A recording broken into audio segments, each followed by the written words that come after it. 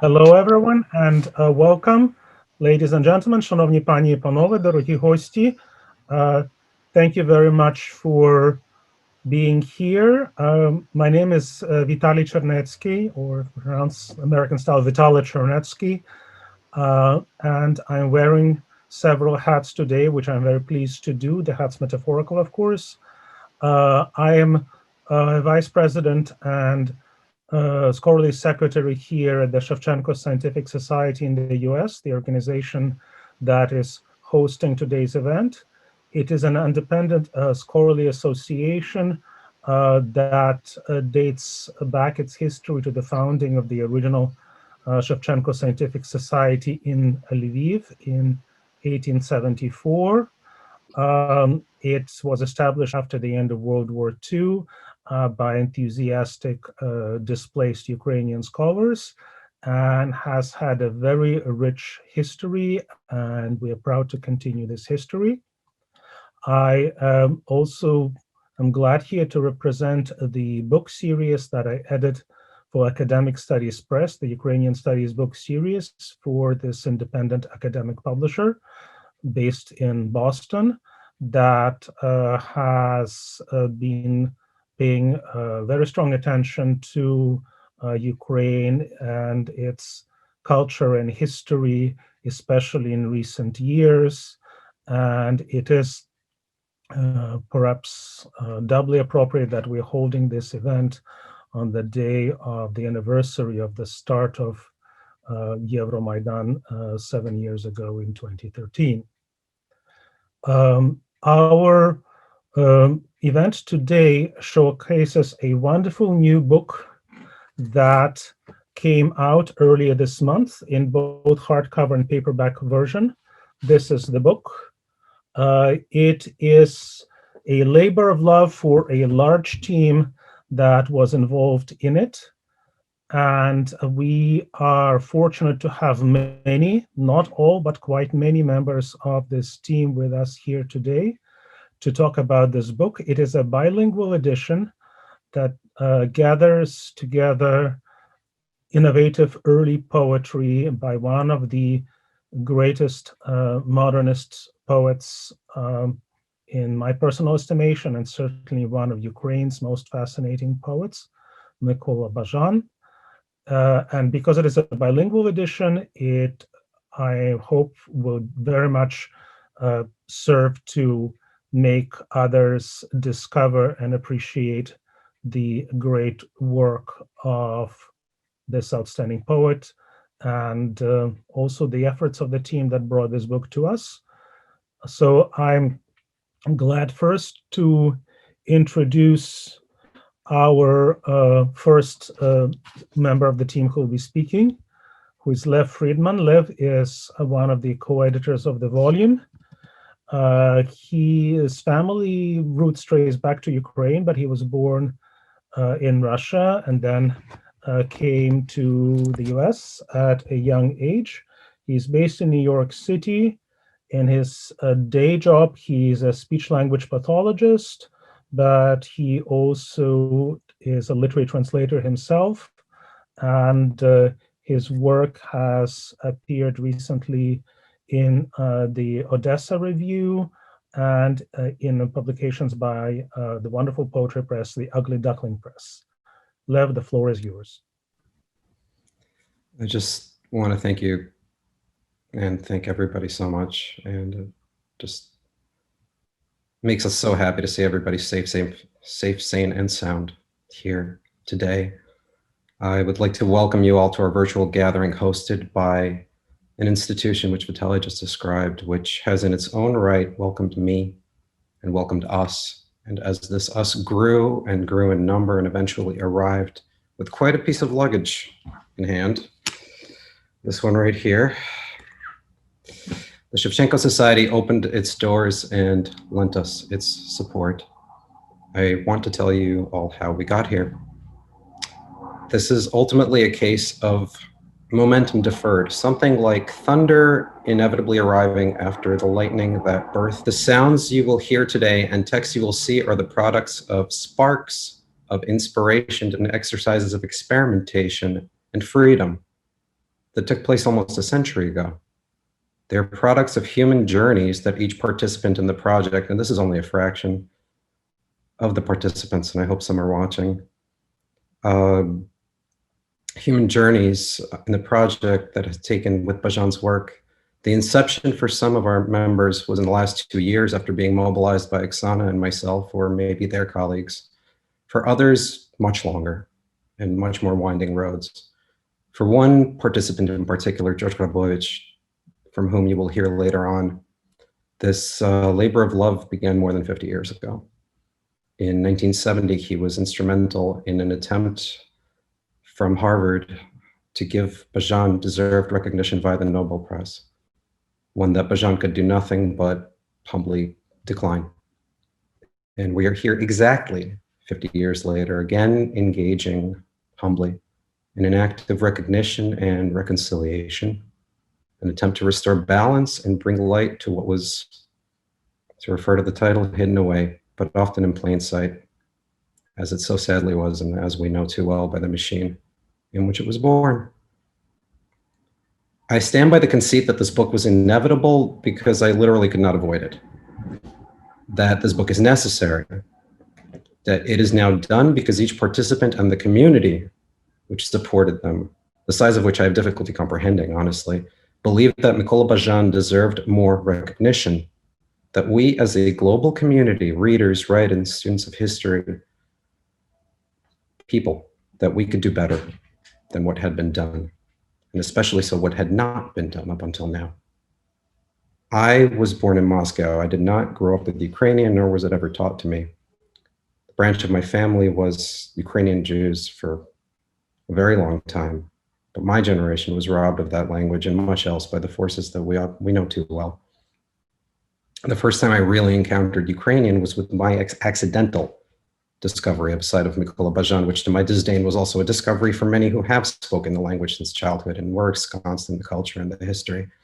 This was his poem reflecting on what he had witnessed firsthand at Babin Yar.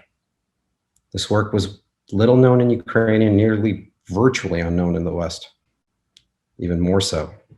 I could not abide this, and it took years, but in the end, I was able to assemble a community and a team of translators that helped me to return this work to the light in the West and in Ukraine.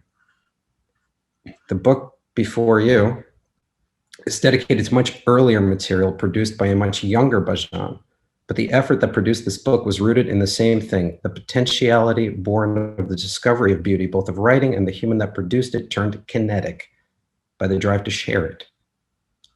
A little over a year after I thought I had fulfilled my duty to Bazhan's memory, I was approached by Oksana with yet another poem. So we start with a poem that's about this large to a poem that's about this large. This was Rozmova Serdiec, the heart-to-heart conversation, which you will find in the book. Again, this was a Bazhan and a Ukrainian, which was bewildering to me, and now I was not alone because it is simply bewildering. And she said, I want more for this, I want more for him, he deserves more. And I knew that sentiment already, so I complied. Our naive hope of finding texts which we hoped could be found and then getting them translated, and the conviction that it had to be done because it was not done. And had it been done, we would not have to do it. That's what got us here. We were again able to mobilize the troops who probably thought by then that I was done with them, to reactivate the network of scholars, librarians, institutions, including the one that is hosting us right now, friends, a web which was not bound by time zones, borders of languages. I'm going to mention some institutions and some people, but I would love to just sit here, double the size of the acknowledgement section of the book and just keep reading it until the sound times me out and I'm faded away. But we will mention quickly Irina Tsimbal, the Institute of Literature, Academy of Sciences of Ukraine, collaborated with the Emilian Pritsak Memorial Library, the National University of Kyiv-Mohyla Academy, the staff at Vernadsky National Library, Department of Periodicals, and of course the Mykola Bazhan Museum in Kiev, and Bazhan's family, the Ukrainian collection at Harvard University, Ola Alexei, and University of Manitoba, Columbia University, and others. There were messages flying back and forth at all hours, a friend in Budapest asking another friend in Kharkiv to search for a text, an essay being written between Germany and the Czech Republic, questions posed to the cloud about obscure turns of phrase and puns and metaphors with fascinating discussions emerging, all catalyzed by texts which we have proved timeless. Our co-editor Anzhelika was our guiding light in the deep dives, picking through the signifiers, splitting and then gluing back the hairs, forging a language of language in the process with each of our writers and translators. And some of this can be seen in the translators' essays that we have. Waves of confusion and resolution, entropy, chains of contact, and global events continuing in the meantime. This work survived, it thrived. And frankly, I'm holding it in my hand in pure disbelief. There was one conversation that I remember very distinctly from the spring of 2016. I had been put in touch with Natalia Vasilyevna Kostenko.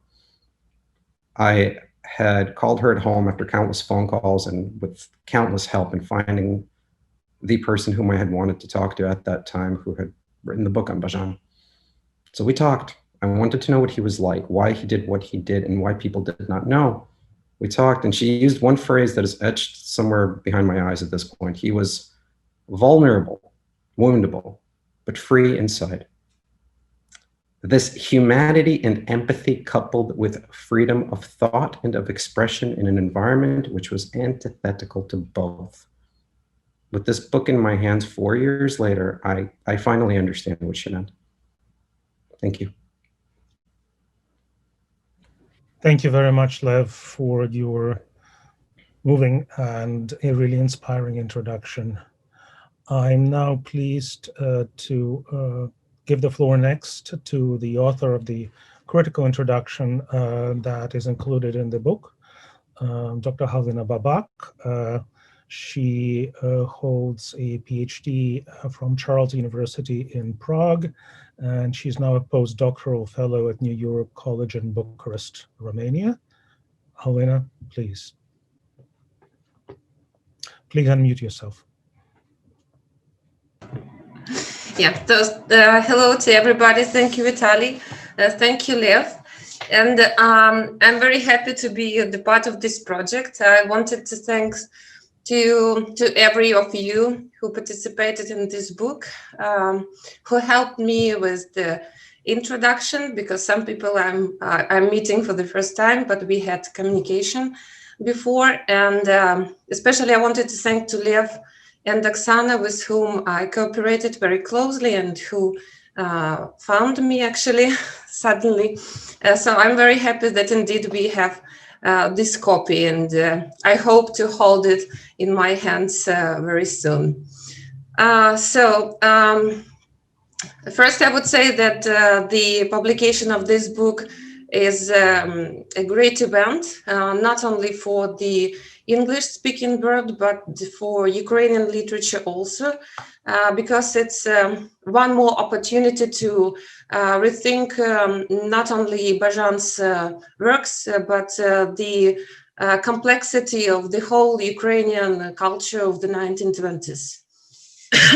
And I would say that my love story with Bazhan began like more than 10 years ago, when I was studying at the fourth form of my home university in Kharkiv, and I needed to choose the topic for my BA thesis. And my supervisor, Mykola Bazhan, he told me to think about Bazhan as the one of the most unexplored authors and one of the most stylistically diverse. And also, we could say very briefly about the Bazhan's trajectory as the author who was engaged with different literary groups of the 1920s, the author who survived the purges of the 1930s, the author who made a successful career, not only as a poet, but also as cultural and political figure in Soviet Ukraine, but also the author who put a lot of efforts into rehabilitating names of the executed writers of the 1920s.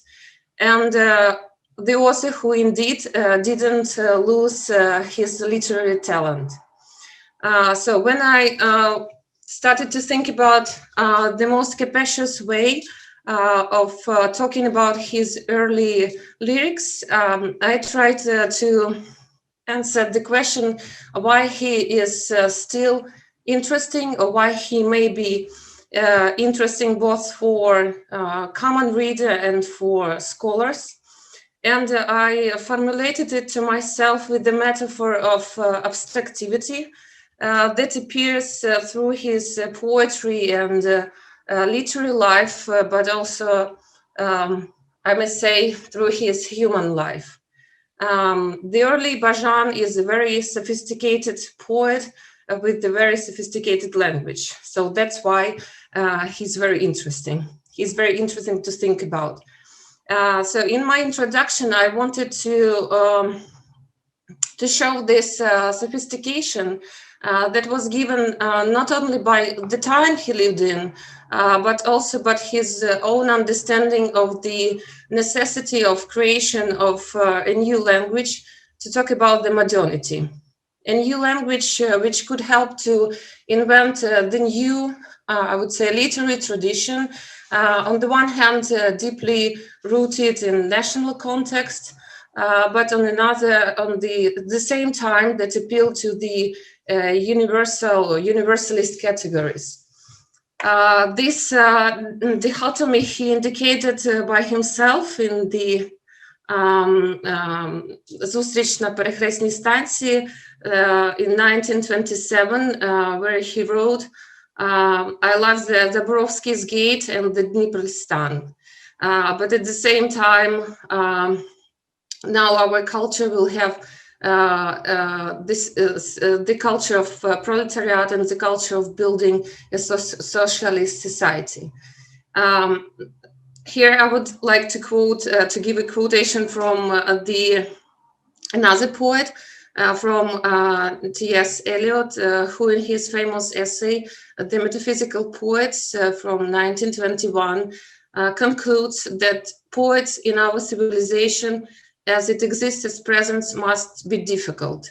The poet must become more and more comprehensive, more elusive, more indirect, in order to force to dislocate, if necessary, language into his meaning.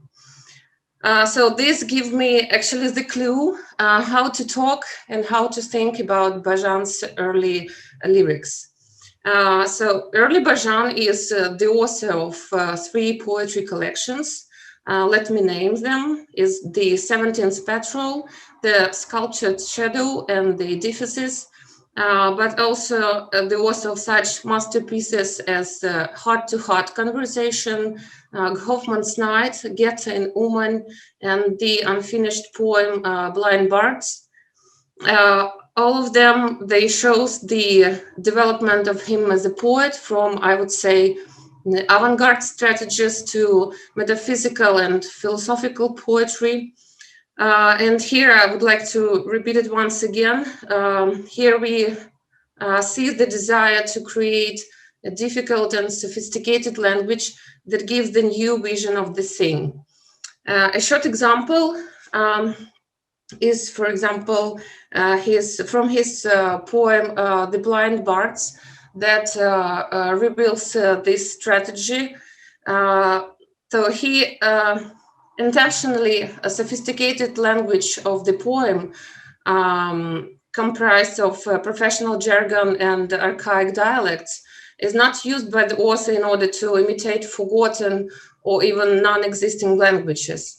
It aims to make understanding the poem difficult, or after Shklovsky, to defamiliarize its subject. In other words, Bazhan takes a typically modernist position here. One must speak about modernity using perplexing language in order to prompt the reader to rethink modernity and its reality. This puts him fully in step with the great European and American poets of the 1920s and 30s, such as Yeats, Eliot, and Pound. So I'm sure that Bazhan will find or as we see, has already found his reader in English-speaking world. And I'm very happy for him, and I'm very happy for us who gave him this opportunity, I would say so. So thank you once more. Thank you very much, Halyna. I am now pleased to give the floor next to Askold Melnyczuk, who is an board member here at the Shevchenko Scientific Society, and himself an acclaimed writer and translator working in English in both prose, poetry, and memoir, and somebody who also has done a lot to bring Ukrainian literature to English language readers, both as a translator, but also somebody who currently runs a wonderful independent press called Arrowsmith. So thank you, Askold, for agreeing to be here, and we look forward to hearing your thoughts. Thank you, Vitaly. I'd like to thank Vitaly Chernetsky and Virko Balay for inviting me to participate in today's celebration. And above all, I want to congratulate everyone here, as well as those involved behind the scenes, for what was clearly a massive effort. The resurrection of a poet who began publishing nearly a century ago and who has been gone almost 50 years is always something of a miracle. For a work in translation, it speaks both to the power coiled within the verse itself and to the receptive and heroic energies of the many translators, editors, introducers, and publishers who've effected the resurrection and brought before us a being, for a book is a kind of being, who must regard us with as much uncertainty and hope as we do it. The hope, of course, is that both the book and its readers will make the effort of understanding each other. Now, I've titled these remarks, The Scream of the Future, on encountering the works of Mykola Bazhan, and I offer this epigraph. History is the nightmare during which I am trying to get a good night's rest. Humboldt von Fleischer in Saul Bellow's novel Humboldt's Gift. Humboldt von Fleischer was, of course, Bellow's fictional creation, which he based on his sometime friend, the poet and fiction writer Delmore Schwartz, who was roughly Bazhan's contemporary and whose own work, I'm thinking particularly of his longer poems, shares, if nothing else, a lushness of diction and an ambition to encode a generation's polyvalent experience in verse. Humboldt's bon mot itself is a riff on Stephen Dedalus' celebrated pronouncement in James Joyce's Ulysses. History is a nightmare from which I'm trying to awake. Both have bearing on Bazhan's story. Now, at the start, I want to apologize for being unable to fulfill my original charge, which was to speak about the American reception of Bazhan's work. But that's for the simple reason that aside from some of the people in this Zoom room, I am, as far as I know, one of the few Americans who have had the privilege of seeing this book, or rather the PDF, as it's only just been published in the last week or so. What I can offer you is something less grand, more intimate, and more personal than you might perhaps have hoped for. After all, any poem that matters continues doing its work no matter when or under what circumstances it was written. And that work consists of engaging the reader in a conversation with the most intimate and often most hidden parts of themselves. Rather than contributing to the engineering of a human soul, poetry can encourage a process of soul realization. This is true even for a poet as temperamentally rooted in material reality as Bazhan. We live in an era that's defined by discontinuities. So-called disruptions in every sphere have become not merely the norm, but a growth industry. Technology and ideology, both in their own ways, have rewired not only our history, but our landscape. Some statues are going down, often deservedly, and the new ones replacing them are forcing us to reconsider who it is we see when we gaze into history's mirror. Such discontinuities are occurring in literary studies as vigorously as everywhere else. Canons once believed immutable, writers considered foundational, have faded into the background, and new ones emerged to engage readers with their own compelling truths and visions. To take just one example, T.S. Eliot, once regarded as perhaps the single most important and transformative English language poet of the first half of the 20th century, goes largely unread by young American poets today. I do not say this elegiacally. The dynamism of the process has its own compelling logic. The other point I'd make here is that disruption is nothing new. If we feel we're living in an age of reevaluation where shibboleths are dissolving under the stern gaze of a new generation's self-defined urgencies, Only consider the life and times not only of Bazhan, but of his contemporaries worldwide. I suppose Eastern Europeans didn't need to hear the edict Ezra Pound issued from his headquarters in London to make it new, for they'd already begun the process on their own. But it may be worth taking a moment to get a bird's eye view of the kind of cultural revolutions convulsing the world as they were reflected in literature elsewhere around the globe during Bazhan's lifetime. In the US, Conrad Aiken, in his cunning poem on Rimbaud and Verlaine, had written, "We must take rhetoric and wring its neck." Half a century earlier, the English poet and critic Matthew Arnold had lamented that he'd found himself wandering between two worlds, one dead, the other powerless to be born. If there's a classic scholar in the audience, I'm sure they'd quickly adduce lines from Horace or Homer, who in fact noted that very like leaves are the generations of men. One withers to let another be born. In Italy, Eugenio Montale and his circle extended the work of the French symbolists in poems whose obliquity prompted readers and critics to label them hermetic. It's a term Montale disavowed because, in fact, literary movements, while providing us with convenient signposts, are for the most part only briefly useful to the writers themselves. For a moment, they encourage a procedure, a way of writing that feels fresh. But any writer who understands their vocation recognizes that they are trying to do something which can't be formulated into an ism, that procedures are starting points and not ends, and that their mission is to find a way to use language to convey to readers their singular sense of reality. It's a delicate task Montale describes this way. I wanted my words to come closer than those of other poets I'd read. Closer to what? I seemed to be living under a bell jar, and yet I felt I was close to something essential, and my wish to come close remained musical, instinctive, unprogrammatic. I wanted to wring the neck of eloquence. I mention all this apropos of Bazhan's own journey within the Ukrainian canon and to mark his emergence for the first time into an American context. His poetry, and perhaps secondarily his story, and the story of his times, have singular and important things to say to us. Now, my mother had only this in common with T.S. Eliot.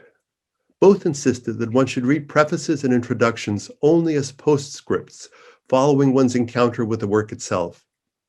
After all, each is a mediating agent, an interpretation of what it means to feel the heat and the chill, to sink into the muck of another's being's lived experience translated into language by, in this case, a verbal mixmaster of genius. It is a procedure not without risks or challenges, I'll report. Yet I nevertheless warmly recommend it as a starting point before one engages the often brilliant and hugely helpful apparatus erected around the work. So let me begin by offering a brief impressionistic sketch of what it's been like to make Bazhan's acquaintance these last weeks. And let me confess at the outset that there's something about Bazhan's work that elicits a shudder, or rather, several varieties of shudders. One sort one feels reading lines such as, "Look war in the face, death's better than sloth. Don't wait for commands. We shoot those who linger." To a reader accustomed to Wilfred Owen and Ezra Pound's denunciation of Horace, non dulce, non et decor, the lines sound harsh, until one remembers Pound in a younger mode prior to his experience of war, albeit at a remove. Damn it all, this our sour South stinks peace. So that's one kind of shock and shudder. I remember Norman Mailer writing once in response to an uncomprehending critic's assault on a book, "Do not understand me too quickly." And that's good advice with Bazhan. As you read on, you notice you're witnessing the evolution of an intense and responsive sensibility, and the mood and sentiment of the later poems sound very different indeed. Then there's a shudder of sensory and even sensual pleasure provoked by the sound of the poems. Reading the Ukrainian originals here, I was struck by their intricate music, the haunting, trochaic. Я в крихах вітру чую далеку сурму бою, alternating with the iambic, the крок почів чвілує далечінь, which Glaser renders as, I heard in the windscreen the trumpet of battle, and soldiers' footsteps stir the expanse. Here too, though, one mustn't grow attached to a particular kind of verbal melody, as that continues to thicken and cloud over as the plot of history darkens. We move from battlefield to study and the strained gravity of the inner life. The, in quotes, life contained in a tweed jacket, as Turovsky translates it. Continuing with Bazhan, shut the windows and lock the doors. Now it is your turn.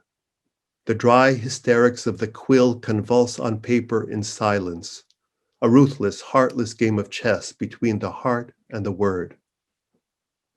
The language clots as it attempts to articulate in Bazhan Turovsky's words, the black tongue of human speech.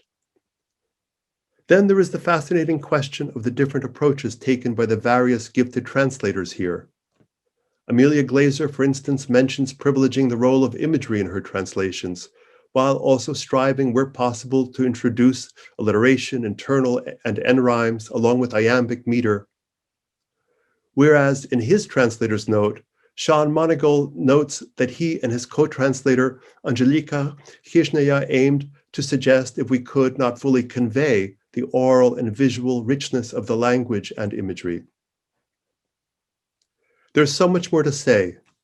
In closing, I'd like to call out George Hrabovich's translation and the revelatory introduction, because yes, I did eventually work up the courage to ignore my mother and T.S. Eliot and plunge into the valuable critical apparatus here, and it is, incidentally, uniformly lively and hugely clarifying.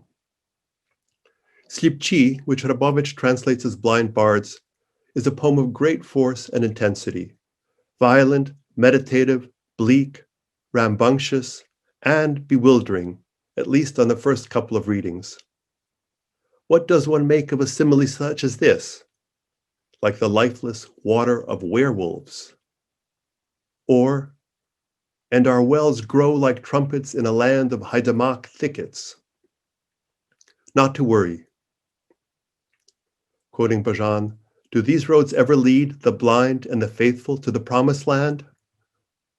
The answer is yes, if you read Hrabovich's deeply informed, elegant introduction, which succeeds in calming one's initial skepticism about Bazhan's youthful revolutionary ardor, and one begins to understand better and grasp more fully the radical task Bazhan set himself, while appreciating moments of illumination such as this, and again I'm quoting Bazhan. In essence, all movements long for completion, and as soon as it starts, it contains in itself a primal equipoise. The difficulties Bazhan presents are not so different from the challenges one faces reading David Jones's Welsh-inflected masterpiece in parentheses, or the cantos, or the willed resistances created by countless contemporary poets. Difficulty has often been a deliberate strategy deployed by poets for a variety of reasons, out of political expediency, or a recognition that common usage has been irredeemably debased, making it impossible to get closer to life itself, and so a fresh approach is called for. In her translator's note, Amelia Glaser observes that Bazhan sought to give substance to memory. The future is all in the past, he wrote. The oracle sounds like a warning and a portent of doom, until we remember that the past logs not only history's failures and atrocities, but also records triumphs, golden ages, the Renaissance, and the promise that these too may one day return. That is, if we learn to attend, in Bazhan's words, to the peace in men's hearts. Or am I grasping at straws? Thank you. Thank you so much, Askold, for these wonderful, inspiring, and thoughtful comments. And now our first presenters will be Anzhelika Khyzhnya and Seán Monagle. Anzhelika is a scholar and journalist. She holds an MA in Slavic Languages and Literatures from the University of California, Berkeley, where she is also now a doctoral candidate. Her research interests include linguistic aspects of early 19th century Ukrainian and Russian prose, Ukrainian poetry of the 1920s and the relationship between literature and visual arts. Seán Monagle is a poet, translator, playwright, and librettist. His poetry has appeared most recently in Manos Susias, a collaboration with painter Greg Slick and poet, printmaker, book artist Paulette Myers-Witch. He has collaborated here with two of the other translators on our team. Welcome. Thank you. So we begin with Мене зелених ніг. Nick Bazhan wrote Мене зелених ніг in 1923 at the tender age of 19. Some scholars discuss it as Bazhan's take at Zaum, transrational poetry. If we are to follow Gerald Janacek's typology of Zaum, the poem is to be categorized as syntactic and or parasyntactic Zaum, which practically means that even though we understand each word of it, we cannot pin down the meaning on the level of sentence and or on the level of the text as a whole. Though there seems to be a consensus that this is an erotic poem. I'm not sure if the term Zaum is fully applicable here. Despite Jan Bazhan's keen interest in sound texture of language, he recodifies rather than dismantles. Zaum never becomes his method. In terms of poetics, Мене зелених ніг remains a standalone gem in its own right. I would suggest that the poem at hand is not as much Bazhan's tribute to panfuturism, but rather his homage to Ticino, whose sonishny clarinet he greatly admired. In any case, it's one of those poems that might have been written as if to support the cause of the proponents of untranslatability. And after seeing the first draft of the translation, I considered it my editorial duty to explain to the translator, Seán Monagle, the many peculiarities of this text that make it impossible to translate. Seán found my comments rather helpful, as he kept solving this morphological puzzle and even credited me as a co-translator. As much as I believe in our approach to this text, I still realize that none of our solutions may be deemed fully conclusive, and I hope other translations will follow. The poem is just impossible to read as it was impossible to translate, but I'll try now.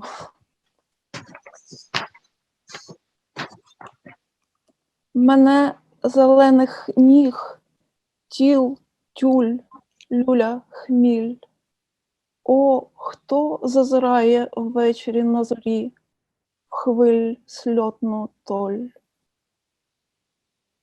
Мах, гам, втом, гілля, хили чоло.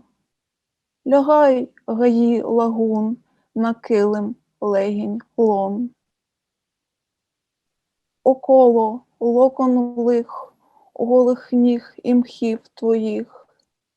Не келих хилить літо то, а плахту, не конопель стон, жах тух, тінь тух. Коло плеса оплетане тло навкруг, плахта там. Now, please, Seán. The hops of green legs lull me, of bodies, tool. Oh, one who eyes in the evening the shimmering shingles of waves. Magus of the gamut and languor, bow your branches. Lie on the kilim, lad of longing, groves of the lagoons.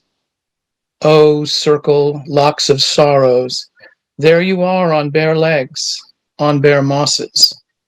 It's not the goblet that summer tilts, but the skirt. It's not the moans and the hemps. There's horror of yearnings, shade of yearnings. A ground coiling around a circle of pools.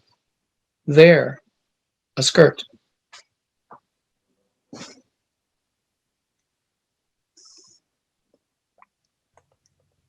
Wow. Again, I tilt one of my many virtual hats in admiration for even trying to render that in English. This is indeed stunning. Thank you so much, both Anzhelika and Seán. So our next presenter would be Svetlana Lavochkina, who is a Ukrainian-born novelist, poet, and translator, now living in Germany. Her work has appeared in Agni, in New Humanist, in Poem, and I'm very proud to say in two anthologies that also came out in the Ukrainian Studies series with Academic Studies Press, Words for War and The White Chalk of Days. Svetlana, please. Good evening, dear audience. It's evening here in Leipzig, where I'm sitting in Germany, and I thank everyone once again for allowing me to be in such great company. Many of the participants present here I have known for a long time, but it's the first time I ever see Askold Melnyczuk, for example. And it's my great... Many thanks for your endless patience with me, Vitaly. Many thanks for still giving me an opportunity to read on. And all the good things are three, as they say in a German proverb. So that's the third attempt, I think it will be successful. Well, I probably forgot to mention at the beginning, just to introduce the poem, Hoffman's Night. It is an atmospheric evocation of a Berlin cafe where the artists and intellectuals of the Serapians Brothers circle of artists and poets gathered in the 1920s. There's a lot of brawl there and a lot of discussion and a lot of extravagance and bohemian spirit. Berlin still is like that in a lot of ways. I'm not reading the beginning that I already started, and so whatever you have in memory, yeah. Тут тисячі годин, тут тисячі ночей регоче й п'є єхидне людей. Поет злів слів і вигадок свавільних, король нічих, врочисто божевільних і похоронних асамблей. Ось він сидить, цей куций Мефістофель, недобрих учт похмурий бенкетар. Ах, що йому до жінчиних пантофель, врядовницьких чинів і орденів і чвар, ковтає мовчки дим, вино слизьке й слину, загострено, мов голий нерв брову. Неначе сласний кіт худує хтиву в спину, тож він гігантський кіт, улесливо солодкий, тож він засмучений уявою маньяк. В гурті розпусників, поетів і кривляк сидить з лицем диявола й дивотки. Тож він гігантський кіт, добрячий котик Мур, тож він гне спину і випускає кіхті, і тут в сліпій корчмі, в нуднім камергріхті, у Веремії кішл, у млі магістратур. Театр потвор, театр п'яних калік, він відкривається для мрійника й фантаста, і презирливо брова згинається зубчаста, і в'ясна б'є розбещений язик. Я не п'яний, як смертник, то я щедрий. Хазяїни свічок, хазяїни вогню, хазяїни вина, нам цукру, спирту й цедри. Віват, поезія, так випиймо ж за дню. Підпалюй спирт, святе автодафе, де спирт паламов християнські душі. Кричіть захоплені клікуші в берлінському блюзнірському кафе. Шумує зграйний пунш і майорять огні, блакитні язички підплигують угору в лункім, як черево, і блискучим казані.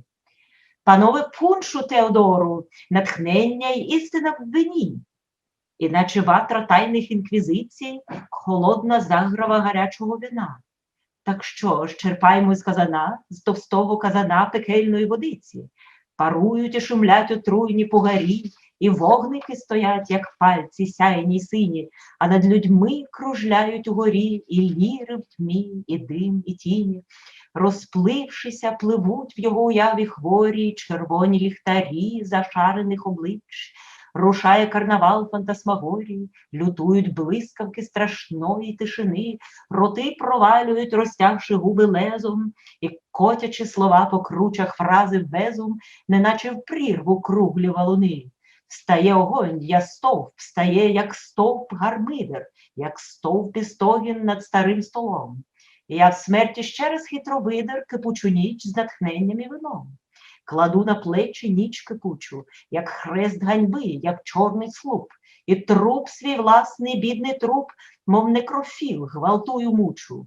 В ганьбі, огиді, шалі й трясці наказую я привидам словам із прірв свідомості, з найглибших людських ям, ви павуками тихими вилазьте. Мов павуки, пухкі й ослизлі, у тільці несучи отрут скупий пухир, повзіть з шпарин проламаної мислі, щоб я, поет святоха і блюзнір, поклав вас трупани на зляканий папір, щоб череп репнув звідти з чорних дір, потворні мрії вистромляли з сальця. I think I will stop the Ukrainian reading here because the last stanza, and I was very happy to know that this wonderful volume was named after the words of the translation of Hoffman's Night. So, and I will read what I have already read in Ukrainian and English, so that the approach that I employed in translating could be seen. Hoffman's Night. Down the steps into the abyss, pitch dark pit, down the hewn steps of a heavy staircase, on slippery, bedraggled railing into the teeming larder of a filthy tavern without a sign or name. Into the inn of city madmen, hungry hobos, of coachmen, fantasists, and whores, of sickening, repulsive inspiration. It's gaping open, dug into the ground. It's like a drunkard's rancid mouth, where, like decaying teeth, candles stick out, and yellow tallow pours upon an oaken table and buxom beer mugs. Like round bloated fists, like heavy apples, fruit of good and evil, the massive bulging tables overburdened with brimful jars of oil, wine, and sweat. The tables squeak and screech and gloss, stained by the wine and grubby fingers. The stinking tallow sizzles and oozes down from the candle stems. A secret ritual meticulously carried out, a pompous banquet, wistful spree, and each of those drunks a sage, a devotee, soothsayer, monk, Serapian's brother. It's here that for thousands of hours and thousands of nights, the spiteful Amadeus drinks and guffaws, the poet of impish words and wayward pranks, the king of solemn, brazen funereal confabs. And here he sits, the petty Mephistopheles, the gloomy master of malicious feasts. What does he care for ladies' pretty feet, for squabbles, titles, ranks, intrigues? He swallows smoke and spit and oily wine, his eyebrows sharpened, a rondurb, like a lascivious cat, his thin voluptuous spine. He is a giant cat, palavered treacly. He is a maniac weighed down by his dream, surrounded by lecherous poets, clowns. He sits there, Janus-faced, a devil and a nun. He is a giant cat, a well-fed tomcat mur. He arches his back and draws his talons out here in this blind tavern and boring chambers and in the anthills of the magistrate courts, the theater of freaks and drunken cripples. The curtain rises here for dreamers, fantasists. The rigged eyebrow arches in derision. The gums are cudgeled by the shameless tongue. But I'm not drunk. My heart is big like a death row inmate's. Host, fetch more candles, give me fire, pour us more wine. Bring sugar, spirits, lemon zest, all hail to poetry, let's drink to nudes, set booze on fire, the sacred act of faith where spirits burn like Christian souls. Yell, holler, zealous firebrands, in this blasphemous Berlin tavern. The punch bowl fizzes, candles flicker, blue tongues of flame leap up, the shiny echo of the cauldron. Hey, gentlemen, more punch for Theodore! In vino veritas, in vino inspiration. Like bonfires of secret inquisition, the cold flare of the boiling wine. Let's ladle from the bowl the thick-walled skillet of infernal water. The toxic glasses steam and jangle. The fire spreads like shining bluish thumbs over the people high above. Holes whirling in the darkened smoke and shadows. His inflamed fancy blurs red lanterns of the blushing cheeks, the noble swords of candles taken up. The phantasm carnival is marching. The raging bolts of scary hush knock teeth out of mouth, slash lips by razors, and words roll on the slopes of phrases into madness, like round slabs tumble down the abyss. The fire rises like a mast, the tumult rockets, above the shabby table groaning pillars soar. Yet once again I tow from reaper's talons a boiling night of wine and nooses.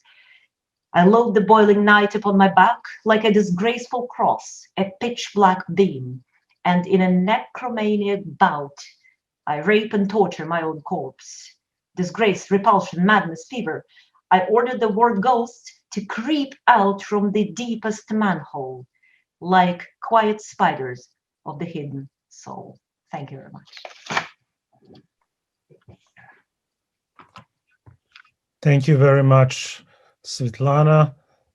Maybe there was actually the internet gods were up to something so that they will let us close the poetry reading part with the stunning imagery from Hoffmanova Nietzsche. Another friend and colleague who I'm proud to feature among the contributors to Academic Studies Press book series. He, in another labor of love project, edited a wonderful anthology called New York Elegies, Ukrainian Poems in the City, which won the book translation prize from the American Association for Ukrainian Studies. He and I collaborated on the volume of selected poetry by Yuri Andrukhovich, published by Lost Horse Press. And he also collaborated with two other colleagues on two other book volumes. With John Hennessy, he translated Sergei Zhadan's collection of poems called A New Orthography, which came out earlier this year. And earlier with Ali Kinsella, he translated a chapbook by Vasyl Lozensky. Ostap, please go ahead. Good evening, everyone. I hope you hear me well enough. For this project, I worked together with my co-translators, Ainsley Morris and Mikita Tishchenko, on the very early poems Bazhan composed.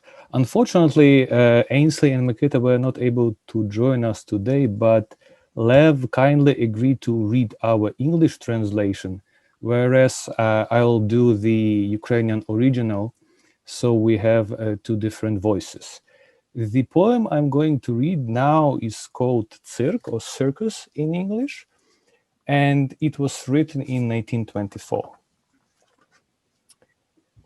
Скок, ексцентрики, скок, перекувирк, все-таки, геть трико, ноги вище голови, всякі секі тюкань, карком втру, викликаю тільки гру, тільки трюк.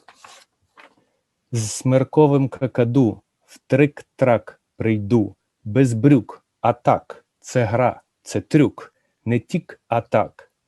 Вибрик, карабкається вибрик, по линві на дах сердець, теліпається душ колібрі, далеко десь. Вибрик, тільки вибрик, тільки ляльки ки-ки-мор, пікантна весна, мов сир брі, і диктові жмихи з блох.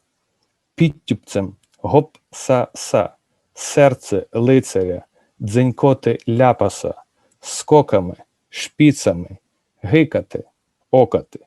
Це шкіц? Так.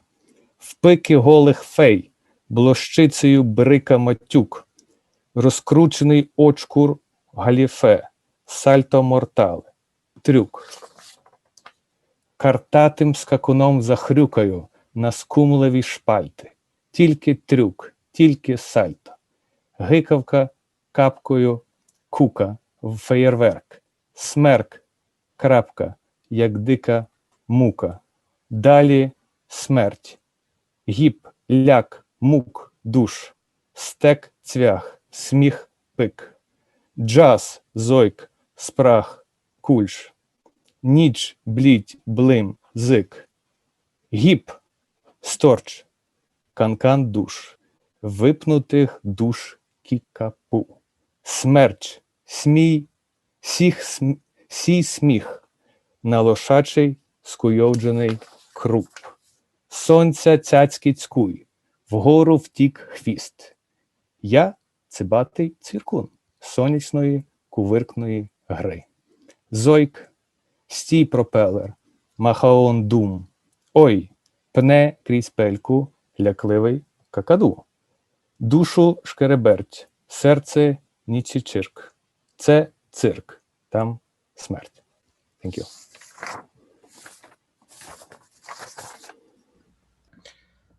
So with stuff like this, when Oksana and I tasked or asked people to translate, I don't know, I applaud all of you. I really do. I looked at it, Oksana and I looked at it, and we found it, and yeah. So let's give this a shot.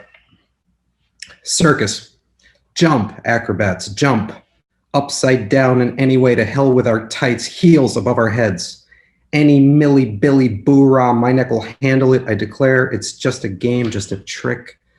With a pitch black cockatoo playing trick track, here I come, no pants, just like that, a game. A trick, not a track attack, a prank, a clambering, take the tightrope to the heart's roof, hummingbird of the soul dangling far off. A prank, just a prank, just a raggle-tackle dolly. The spring is piquant like brie cheese with a plywood flatbread of fleas. At a jot, trot, hop, ta-ta, heart of a night, clatter of slaps through jumps over spires, hiccuping, ooh and ahing. Is this a sketch? Yes. Into the muzzle of naked fairies, the swearing flings like a bedbug, undid belt of pegged-up trousers, flip-flap, trick. I will grunt like a checkered racer at the crumpled balls of newspaper. Just a trick, just a flip.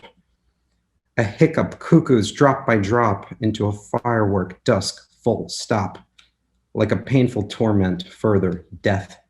Hip, fear, tormented, souls, whips, nails, to laughing, mugs, jazz, squeal, thirsty, thighs, nights, pale, blink, squeak, hip, headlong, souls can, a whirlwind of beaked, kickapoo souls, sow laughter on the horse's disheveled mane, mock the sun's tchotchkes, the tail takes off, up. I, a long-legged locust, in the sunny somersaulting game, squeal, stop propeller, thoughts butterfly. Oh, a timid cockatoo presses an upside-down soul through the throat, heart silent. This circus, theirs, death.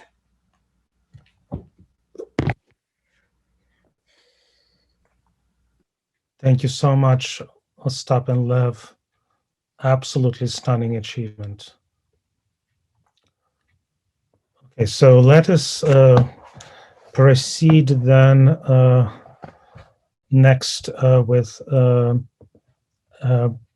participant in the book project who has the longest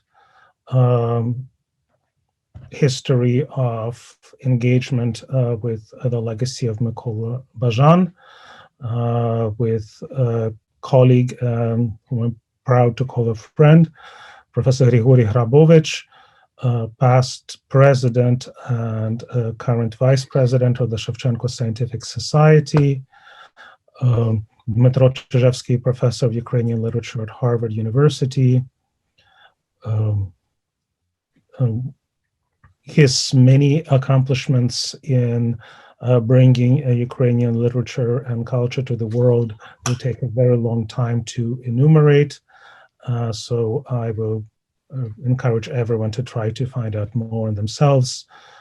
To this volume, he contributed his thoughtful translation, another labor of love of arguably Bazhan's most mysterious, difficult, challenging text.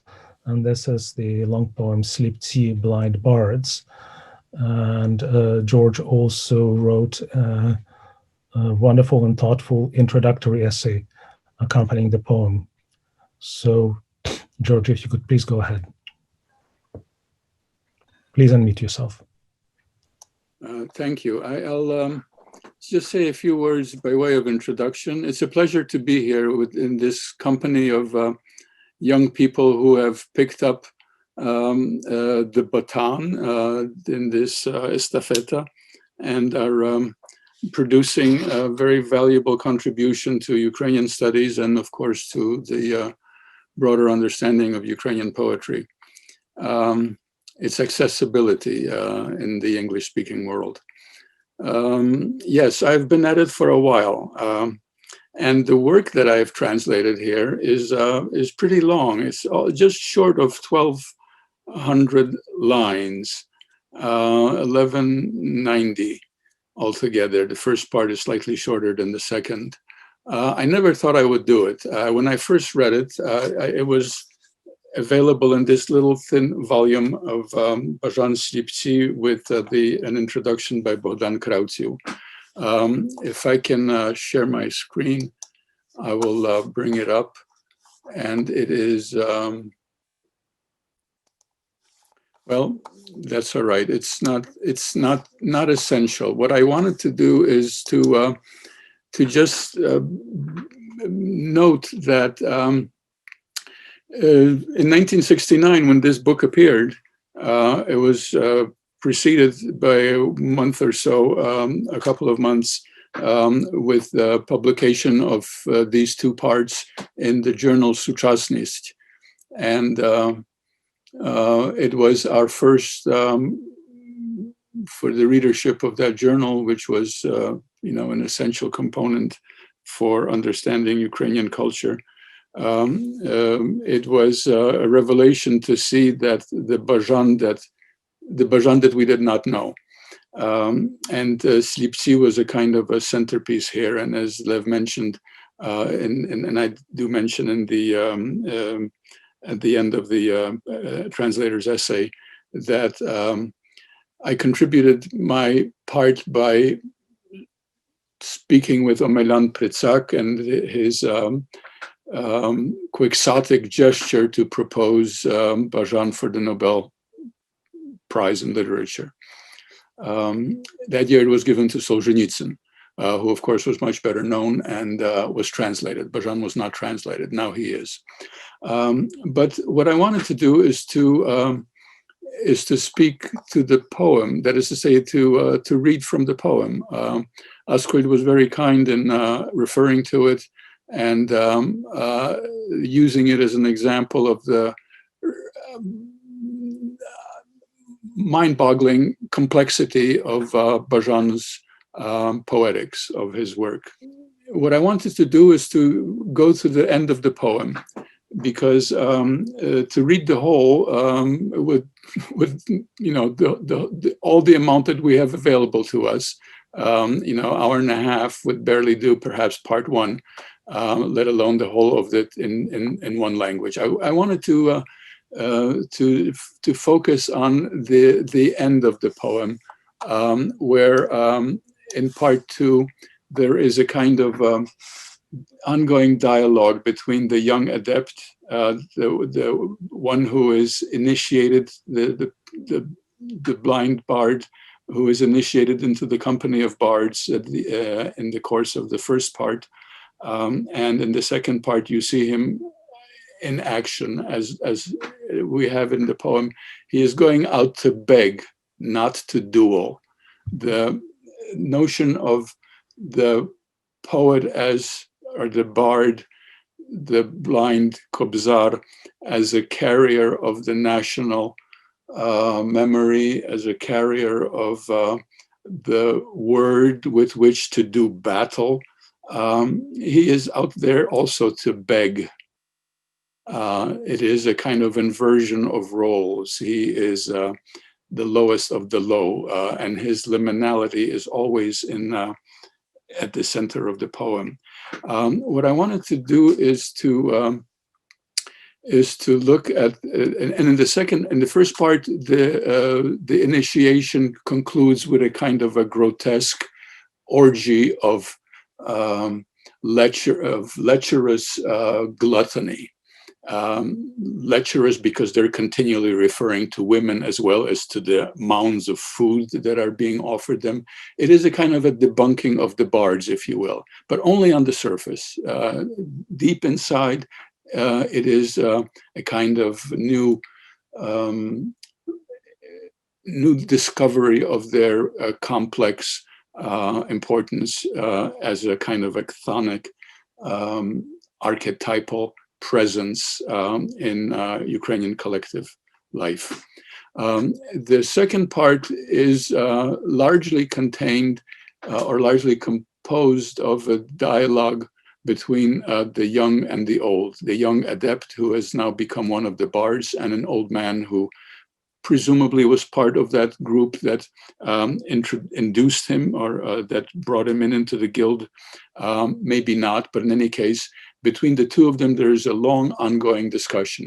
And I just wanted to give you a sense of the poetry as it sounds in my English translation in the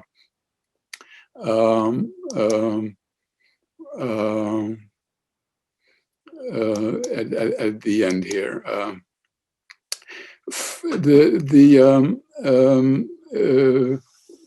This is how he responds to the old man's statements of a kind of acceptance of reality as it is, of a kind of, if you will, realist stance that very much reflects not only on the early 19th century, which is the historical nexus or the moment where the poem is unfolding, but also relates to the Stalinist period, because to survive, one has to be a realist. One has to accept reality or perish. And I subtitled the poem because I think that's how it should be translated, as a poem about history. Not a historical poem, but a poem actually about history. Anyway, this is how he begins it, the young man. And he is referring, obviously, not only to history as such, but to history under Stalin. Old man, this is here, line 547. Old man, standing over us is an age like a black palisade, and its shadow is cast on the roads and the highways, a shadow like a honed and double-edged sword, relentlessly cleaving its roadway in two. The sky is all strange and the clouds are ominous. There's a smell of gunshot and rain and corruption. Whole forests bend as powerful winds swirl in higher and ever-expanding gyres. The high wind attains a still higher flight. The cyclone shifts from its earlier track as the gale now finds a different path and seeks out new goals of which we know nothing. Perhaps I'll come back to refute your vision, your eye that's sucked out and your festering wound. And perhaps your own guide will lead you to a gravesite that's bare and forsaken as despair. The old man will stop, and this is this history as nightmare that Askold was referring to. The old man will stop and the grandson will say, look, the coffin is buried deep in the ground. That's a reference to Shevchenko's poem, not only Rozryta Mohyla, but also Stojí v Sili Subotovi, where Ukraine is seen as this large church coffin. I know that I don't have much time. I'll wrap up as soon as I get a signal from Vitaly that it is time to do so. The coffin is buried deep in the ground, but he will not see the son and his grandson because he once also did not recognize the son. And the dead will lie down and others will rise up, for a new time will come, bringing new people with it, who in their clever, strange, and hateful way will call me a craven intruder, and maybe blind, emaciated, and a wretch to boot. And how shall I answer that the companions of my blind wanderings were ignorant and crude, that all the living parts, the tiniest roots, were ripped out from my empty sockets, or that I would always founder through byways and dead ends and alleys, and never could see the mystery and wonder of the living world, like the flight of a bird, because of my blindness. And this is where this dialogue begins. And that is a lie, for the aborted eyes, like a thirsty seed, absorb the world's moisture, the dew of all the roads, the vision of all the people, and never fully slake their insatiable thirst. And that is a lie, for this road has no end. This, by the way, if I may just digress, is a direct challenge of the metaphysics of the Soviet era, of the Stalinist era.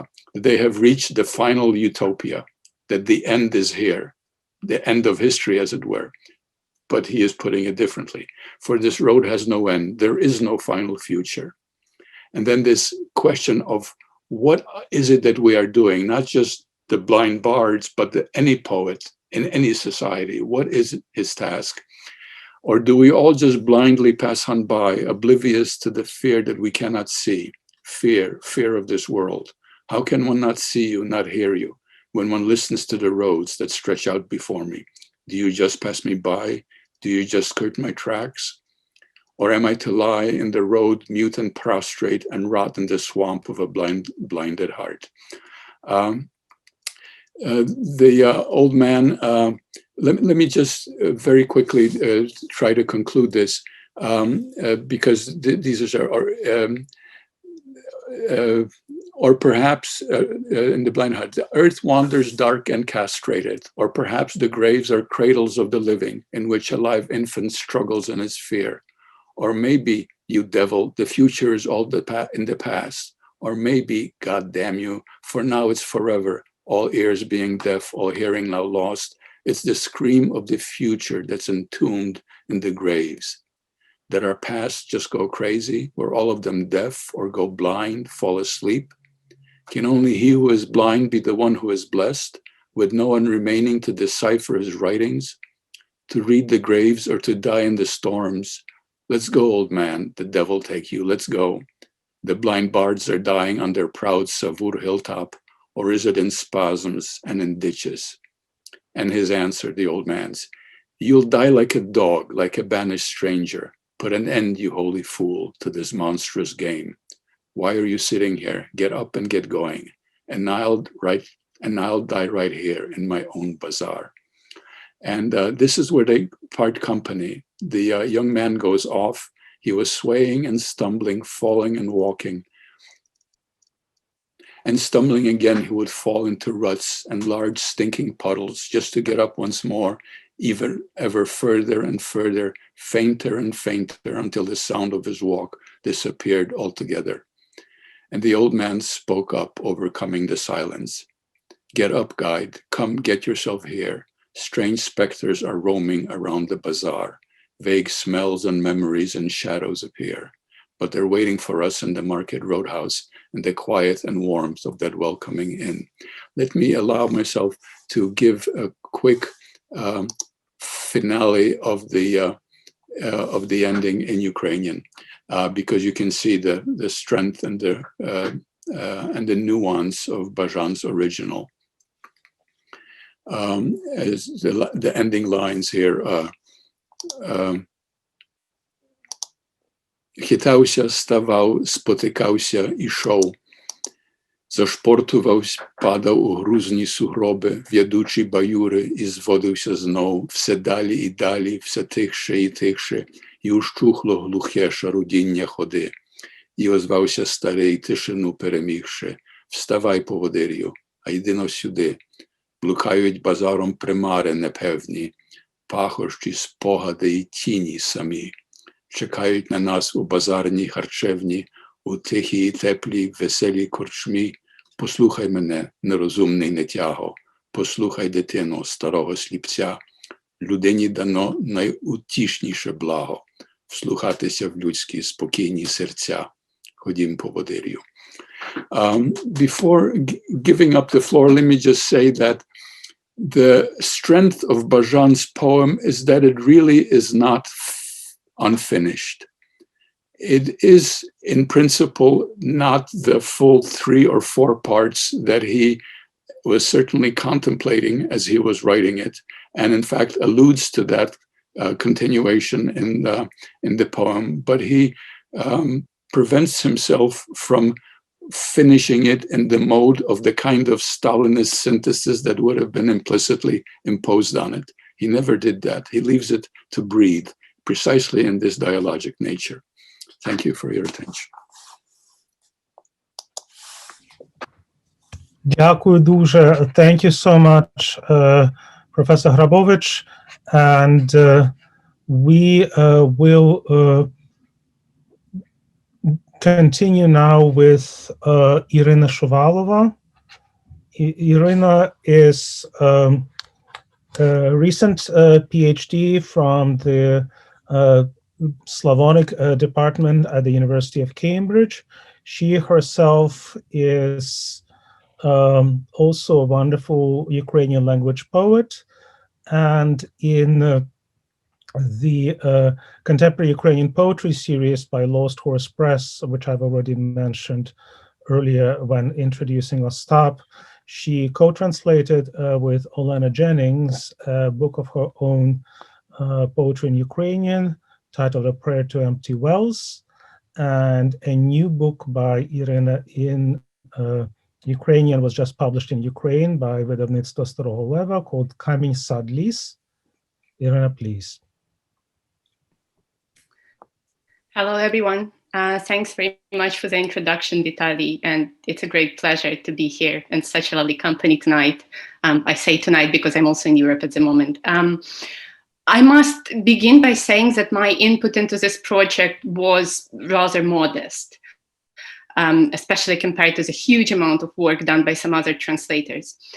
Today I will be reading 2 parts of a 3-part poem that I translated, called Rozmai Zilla, or Love Potion, in my translation.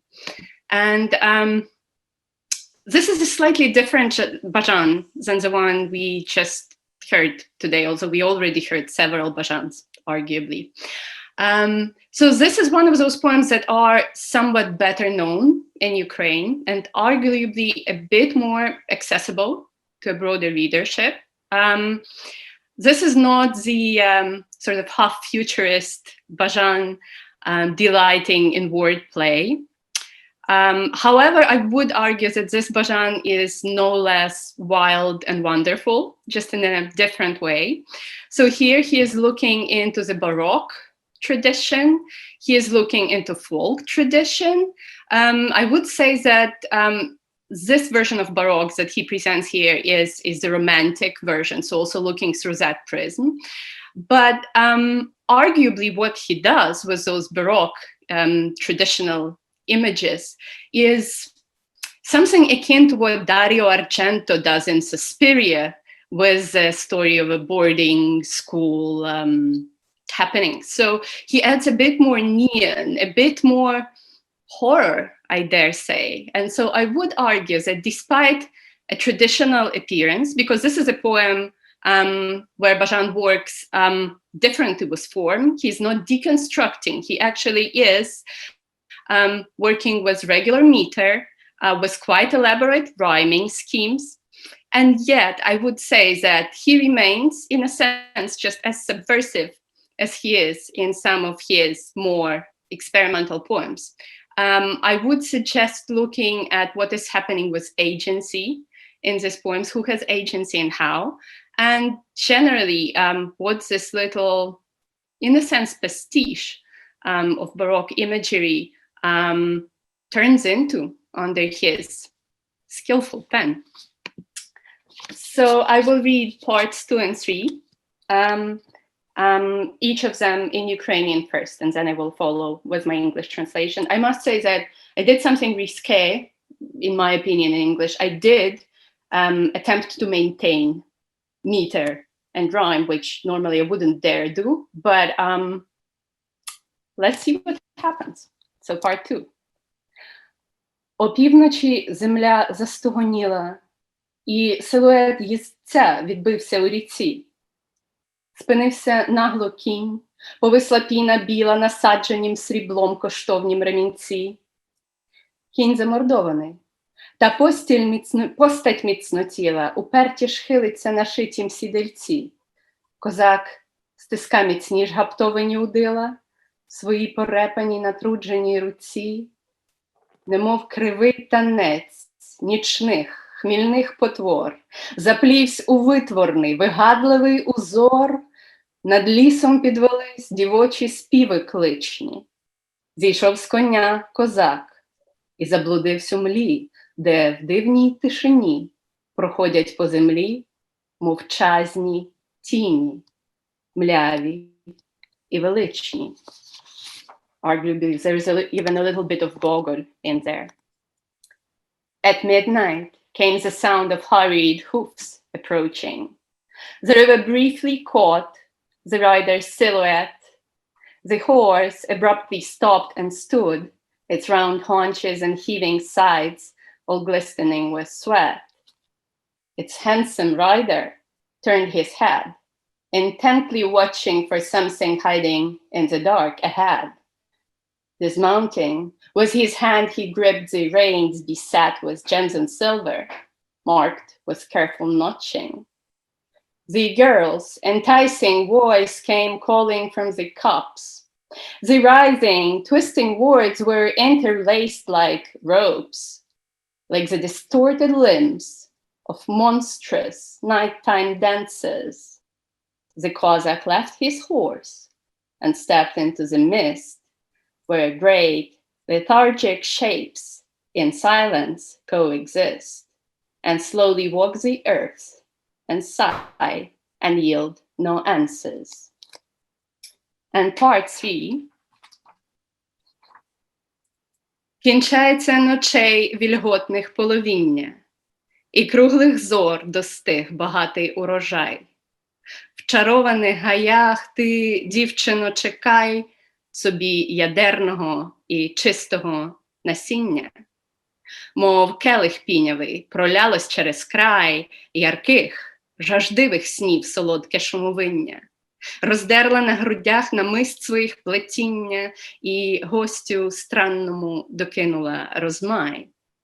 Віддала всю любов забрати в ярий свид, упавши на моріг, розкривши плідні чресла на запашній землі, п'ючи росу і піт.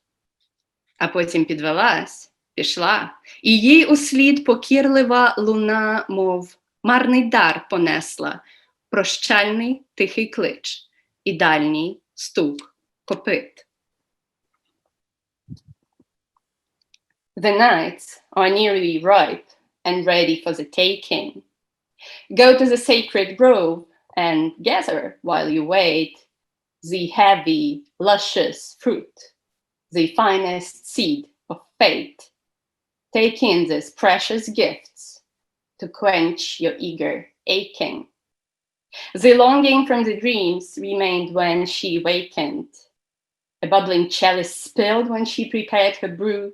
He drank his fill, and yet his thirst and yearning grew. She pulled her blouse aside. He saw her necklace breaking. She gave him all her love down in the wooded hollow. The breath of pungent earth has filled her naked breast. They mixed their sweat and dew with needy, urgent moves. When she got up to go, only the echo followed. It carried like a gift left by her midnight guest, a farewell call, and then the drumming of the hooves. Thank you. I should have said that it's an erotic poem as well, rather. A lot of sexiness in it. Thank you so much, Irina. We are continuing to discover many new and wonderful sides of Mykola Bazhan. Just as a heads up, we are glad to have Svetlana Lavochkina rejoin us. And after consulting with the editors of the book, we will attempt again at the end to have Svetlana join us and read from her translation of Hoffman of Anish.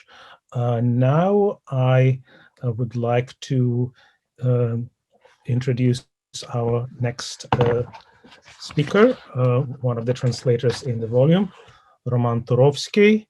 He studied art at the Cape Art Institute and at New York's Parsons School of Design. He is known as a multimedia artist who has worked in video installation, photography, and music. His poetry translations from Ukrainian, Russian, and Polish have appeared in several periodicals, including in Cardinal Points, The Germ, and Odessa Review. Roman, if you could please unmute yourself and turn on your video camera.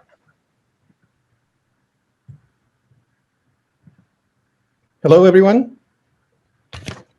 I am very honored to be here. I would like to say that I don't have much background in literature. However, my approach to Bazhan was clouded and colored by my background in music, and that helped me quite enormously. I had not experienced Bazhan's poetry until I was approached by Lev to participate in his first Bazhan project. I had heard of Bazhan before, of course, but somehow I never had a close look, and having looked at the material that Lev sent me, I was immediately struck by the depth and grandeur of what I saw. So I will read two poems. Since I can read the Ukrainian original as well, so I suppose I should do that as well. I think I have one of the poems handy in Ukrainian. Підноситься зневажлива рука, і щерблене перо, неначе шпага гнеться, і паде зломлений в покреслений чернеці рядок, мов щоглена струнка. Ти напина витрила плавні строф, скрипить холодним тросом вітер вишуканих катастроф. Шукання катастроф і мандрів, і натхнень, утіха всіх утіх, розрада всіх розрад. Хай спинається твій патетичний прегад патетичних пісень, що чує крізь шторми і ночі і тьму, стянувшись від керми до носа, що судилося йому. Простяглися йому мужні мандрівки матроса. Рівні та прості лягли на морях дороги матроські, як шрами від шпаг, тінь неспокійний крилата корсарського злого фрегата. Морями облудними буде пливти, струмітиме хмуро повз чорні борти, вітер одвертий солдата, вітер хоробрих людей, що кричить матросом між рей, тугий, як дуга арбалета, прямий, як удар стилета, шершавий, як іржа корсарського ножа. Рубай же ланцюги, зривайся із причалу, бо це не в чорнильницях фрегат шукає шквалу, бо ти як муж і войовник, в часі смертельного авралу і компасу, і серці метнутись не даш у бік.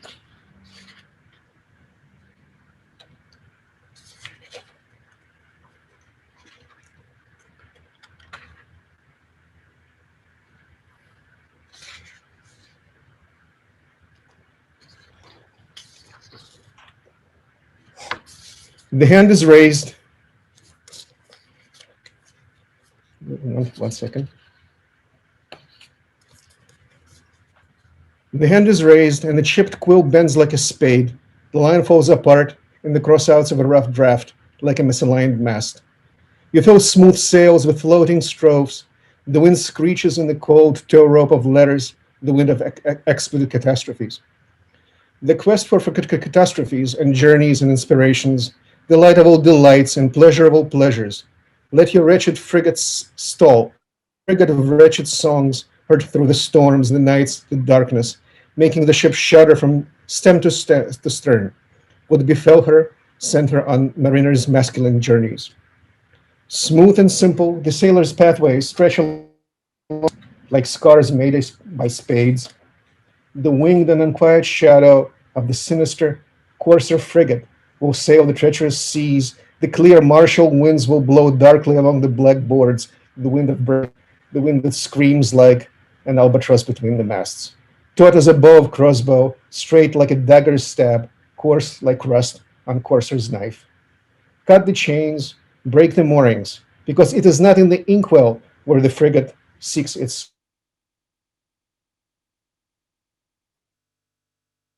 spawn. For you as a man and a warrior, and the heart leave your side.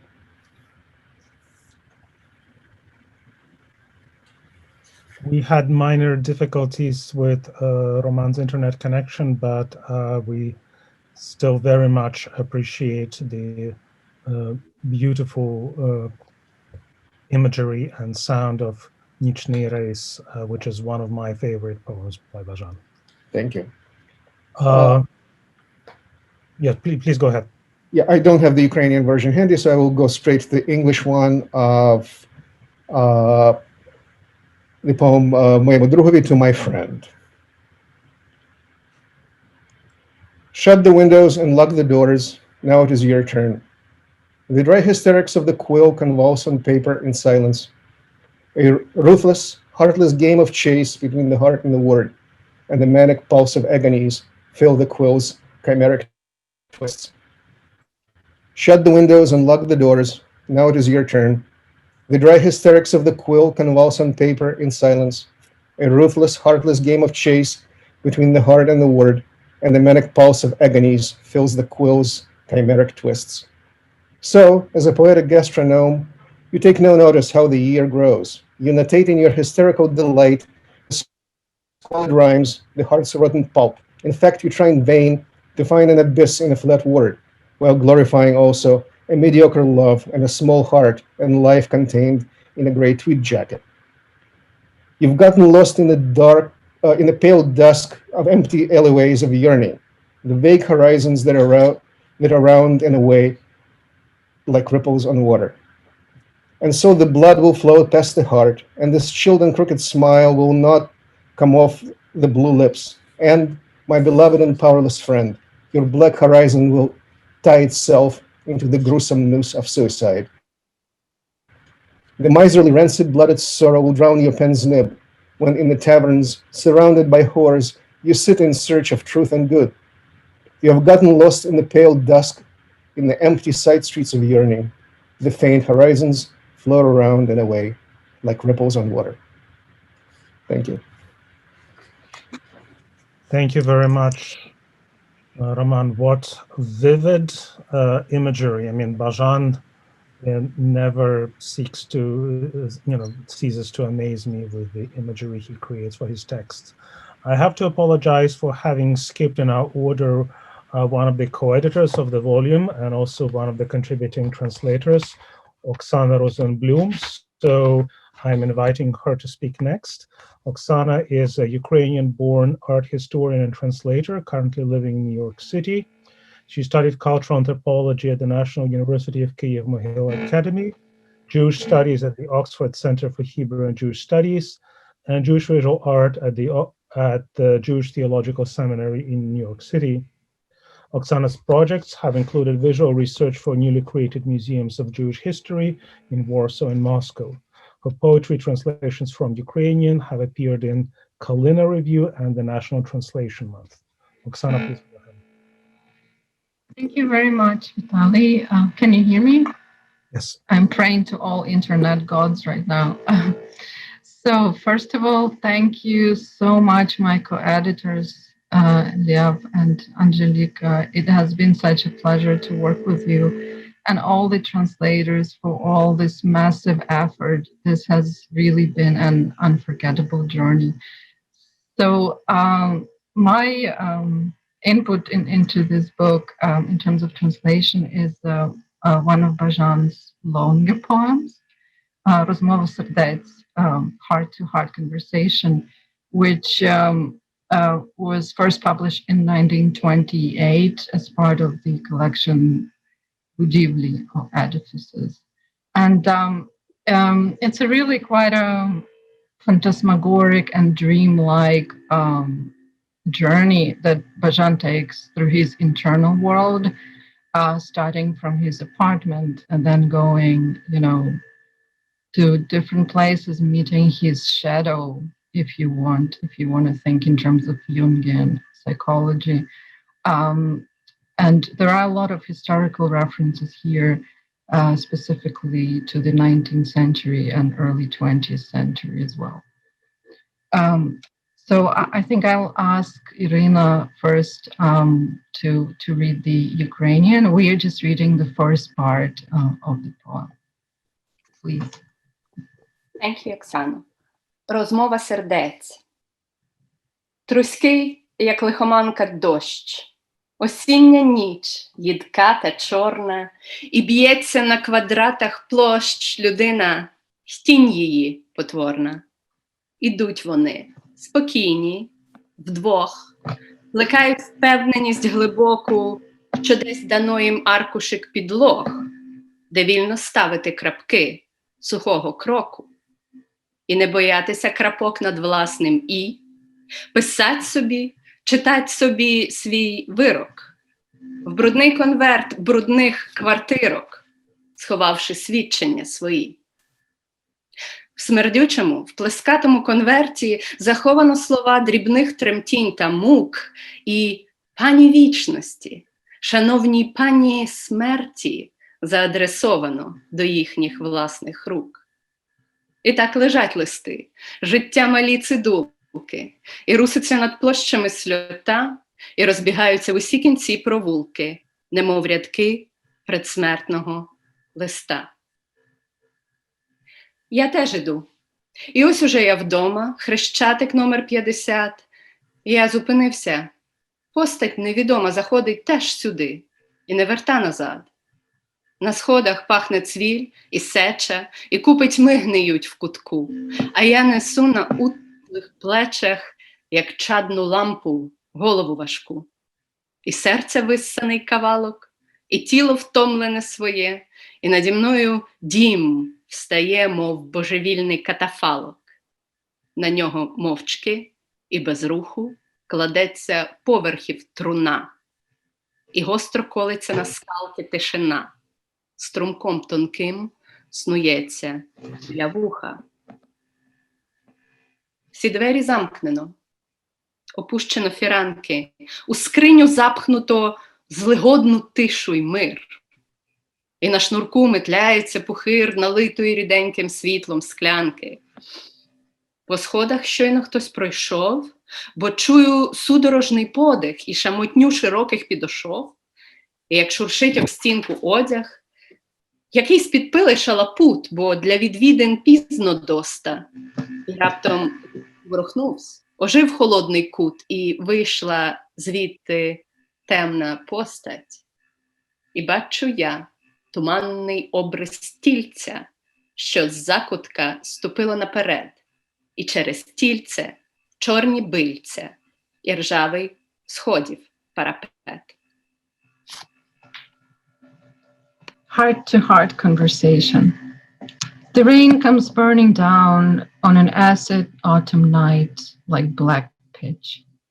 A human figure dances with its ugly shadow, punching across the squares of a chessboard, each brooding on a deep conviction that somewhere lies a naked floor, inviting them to stamp their dry steps down. Fearless dots on top of eyes, to write, to read one's own verdict, while the filthy envelopes of dirty windows hide their testimonies. Those flat, stinking envelopes preserve the quivering words of torture, addressed to Lady Eternity, dear Lady Death. Letters that bear witness to a single life, scribbles that dance like raindrops drizzling over the squares, lanes that scatter about in disguise, the lines of the letter being marked by death. I keep on walking. I'm home at last. Hreshatik number 50. I come to halt. An unfamiliar figure shadows me into the vestibule. The stairs smell of mold and piss. Darkness is rotting in the corner. Full of smoky, heavy thoughts, I drag my head on sloped, tired shoulders. Heart like ground meat, body wasted. Arching over me, the building lifts like a maddening hearse. The floors, immobile and silent coffins, are stacked on top of one another, and silence shatters into tiny shards. Its fragile stream rushes by my ears. Doors are locked and curtains are drawn. A chest stuffed with wretched silence and peace. A bubble filled with liquid light dangling on a cord. Someone has climbed the stairs. Convulsive breaths and the rustle of soles, the sound of clothes rubbing the wall. A wasted brat, I bet, since it's too late for house calls. The freezing corner comes to life. The shadow steps to the fore. Murky silhouette of a phantom steps from the dusty corner. The body leans against the railing, the rusty balustrade of stairs. Thank you.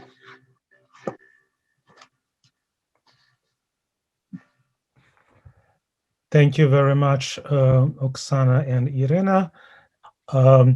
We know that our audience has been very patient because that we have been going on for about an hour and 45 minutes.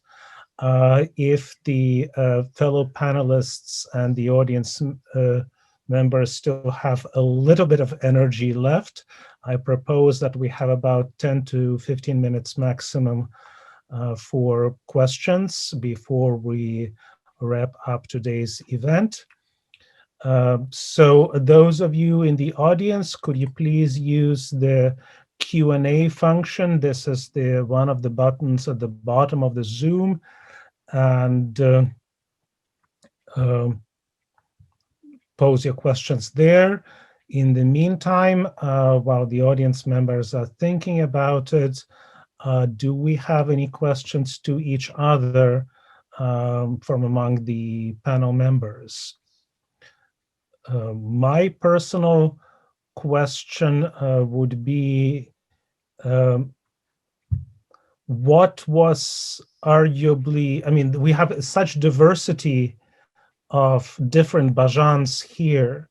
So from the participants who contributed several small pieces to the mosaic, now that you have seen this big event, has it changed for you how you see Bazhan that you engaged with? So it's an open question, but I think it's a question that will be good for us to ponder.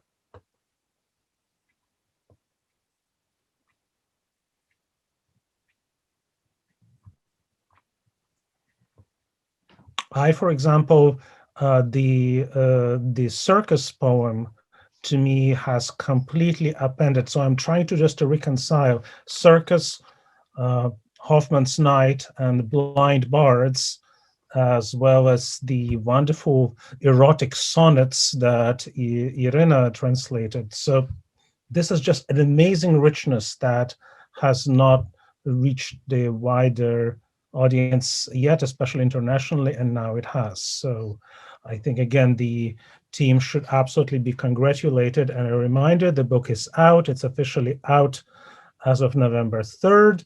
It can be ordered directly from the press, or support your independent bookstore nearby and encourage them to carry it or special order it from the press. I see we have a first question. Question is from Professor Wales Brown. Hi, Wales.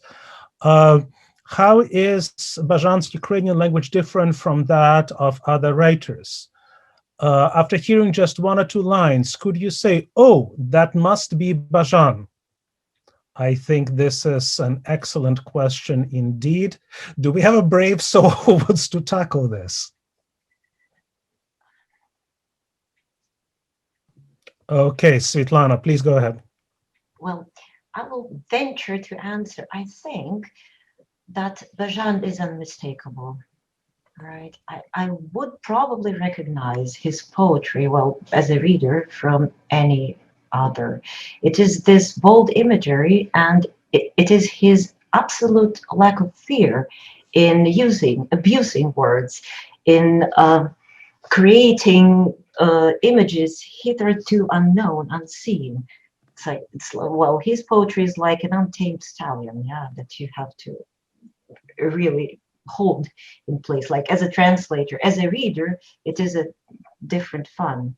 But as a translator, if you have to delve and keep in the rhythm with his poetry, it is a wonderful feat. Yeah, I think he's unmistakable. Maybe my colleagues would contradict me, but I would think he is unmistakable. I will add a brief note, just depending on which period of Bazhan we are talking about, because maybe for the reader who knows Ukrainian literature, I don't know if it's very easy to recognize under Menezelených knih that it was written by Bazhan or any other futurist author, because like futurist strategies that they are not so wide on the one hand, and there are a lot of examples of Zaum poetry, but if we are talking about late 20s Bazhan, so of course we are talking about intense language and very metaphorical language, and this objectification, I would say so. And yeah, I think it's not easy to recognize his voice in this sense. Yeah, so I would venture to add is that the richness and the vividness of the imagery and the richness of vocabulary even, and this is where you see somebody who is going, and this is, we're talking about a very young person. This is somebody in his mid-20s. He was born in 1904, so mid to late 20s, who just explodes in the amount of just vocabulary, sort of I'm sure that probably some scholar has tabulated the number of words that he has used, but to me, this period especially is just so amazingly rich. So he's discovering all those different things that are old and new, traditional and modern, Baroque and very, very contemporary, and mixes them fearlessly. Yes, fearlessness is definitely one of the side of it.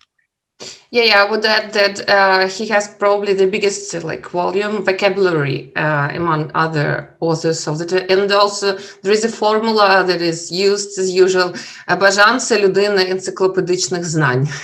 So, and if we trace and when we read, so when I read his poetry for the first time, I used to actually to look in the vocabulary all the time. And to some words and some phenomena that I didn't know, and so on. For example, and also he uses this Grinchenko vocabulary a lot, and Shevchenko, of course. For example, he has wonderful word horlach. It's like hletchik. It's the word of Grinchenko vocabulary. If I may throw in my 10 cents very quickly, I just wanted to say that from a poet's perspective, it's very rare to see a poet wearing so many hats as Bazhan does.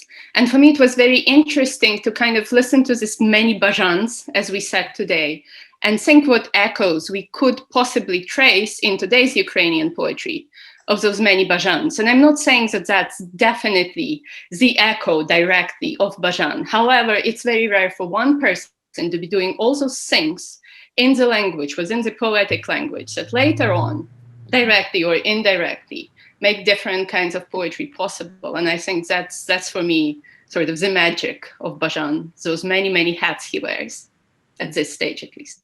And it's also his talent, yeah. So he, it seems to be that we can say, let me write a futuristic poem, then let me write a symbolic poem, then let me write. So well, yeah.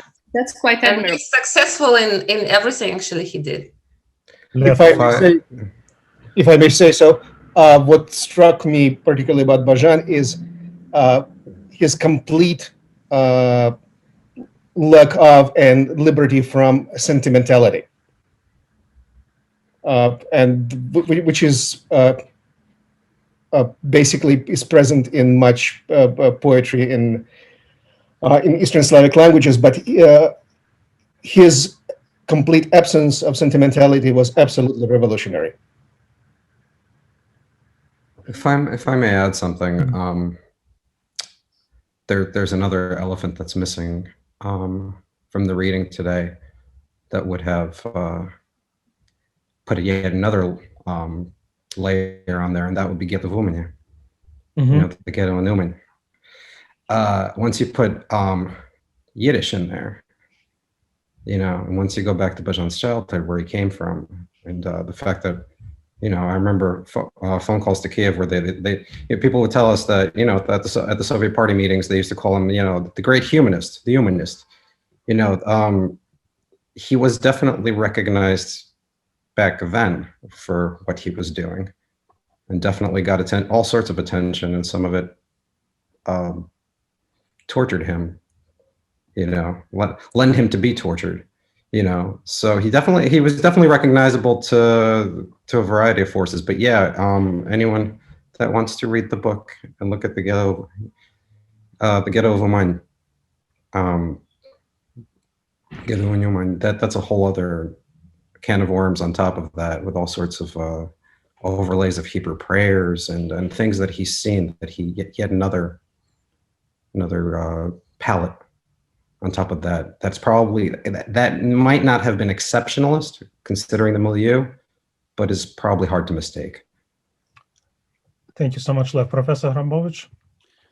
I just wanted to comment on what Roman Turovsky just said about Bazhan not being a sentimentalist. There's more that needs to be added.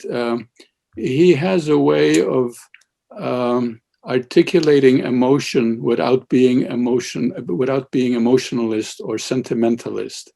For example, Slipci is very open to the presence or the existence of emotion, the very use of naturalistic imagery, of the grotesque and of the harsh, is a kind of almost of an intellectual shield for getting down into the deep unconscious, you know, for dealing with that furnace of emotion.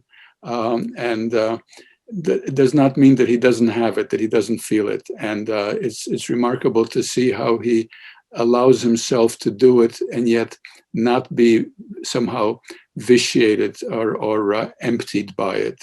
He's remarkably close to his, or in touch with his own feelings, although they are articulated in a very subtle way. For example, this whole discussion of doubt, you know, a central sort of locus in the poem, which is really a tour de force. Thank you. With this, I think tour de force is the very appropriate way to describe Bazhan's oeuvre in general and the work of the wonderful team we showcased today at our event. Let me thank once again all our speakers today, the editors, the translators, Halyna Babak, the author of the critical introduction, Askold Melnyczuk, for providing an outsider perspective. Thank you for being a perfect reader, discovering all these good things in the book. Thank you also very much to our audience members for sticking with us to the end of a 2-hour journey. Once again, the book is widely available. It is bilingual. It is available in paperback, which is very reasonably priced. Please go to the link that I put in the comments to access the page directly on the publisher's website. Encourage your local independent bookstores to carry it. Think of holiday presents for the poetry lovers in your circles of friends. And see you again at other events of Shevchenko Scientific Society. Please follow the society and like it on Facebook. Check with its webpage, which is shevchenko.org, for the list of upcoming events. We have a wonderful event coming up on the economic situation in Ukraine. So thank you again, and see you soon at the new events at the Shevchenko Scientific Society. Have a great rest of the day or great evening wherever you are. Thank you and goodbye.